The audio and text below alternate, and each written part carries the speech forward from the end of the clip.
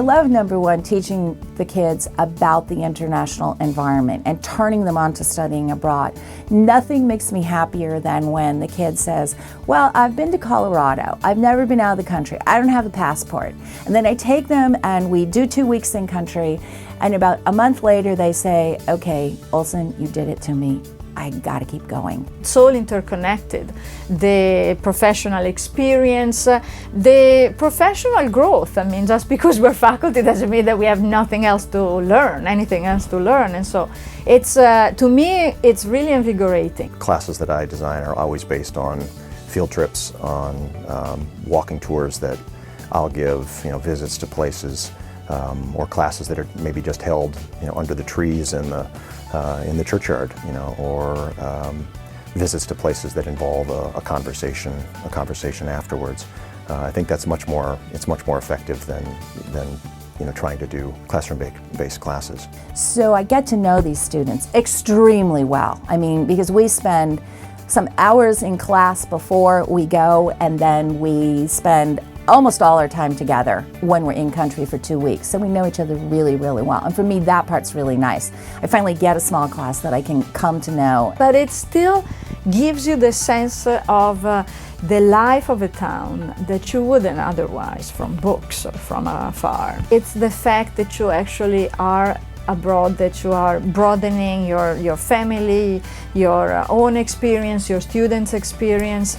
And so I definitely think it's like another way of also understanding your own society in the States. Because I mean, you don't go to another country and just understand the other country or just get to learn about it. You get to learn about your own country. And you really have an opportunity to confront yourself all over again, to meet yourself, all over again in this new place, to figure out, what is it I really like to do? If I didn't have to do those 12 or 15 things that my daily life requires me to do. Faculty members at SDSU are expected to excel in 3 areas. One is their scholarly activities, professional development, and then their teaching, and then their service to the community.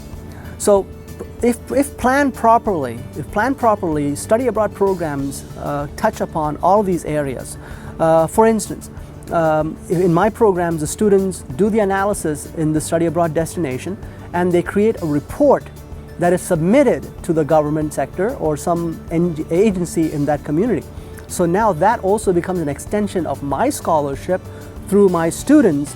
There is a direct deliverable that we can show that, okay, the study abroad program resulted in this document being created.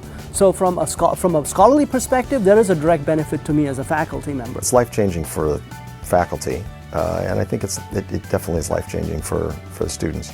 It's an intense personal experience, and then it's an intense social experience. Study abroad is fun. Students don't want to go study abroad. They want to go have fun while studying abroad.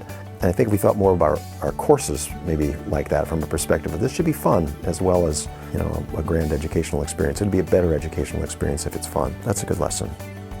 Well, it's important. I think one of the interesting things about study abroad and faculty-led study abroad is that it does lend itself to experiential learning. It gives students an opportunity to spread their wings and actually engage with people from the community and learn more about themselves as well as the world around them.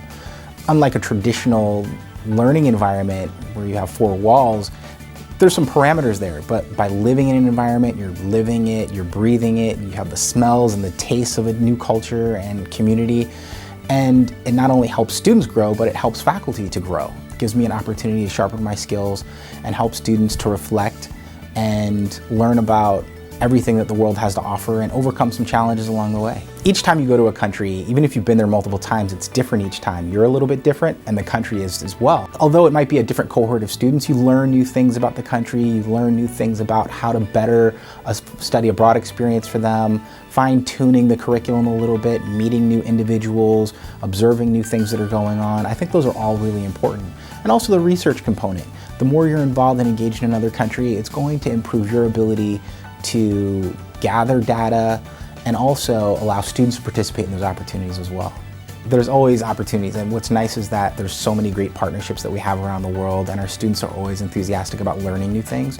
So I can see where the future looks bright for study abroad, especially faculty-led study abroad. This is a little bit more of a commitment, but it's important to understand that there's plenty of support available for anyone who wants to initiate a study abroad experience.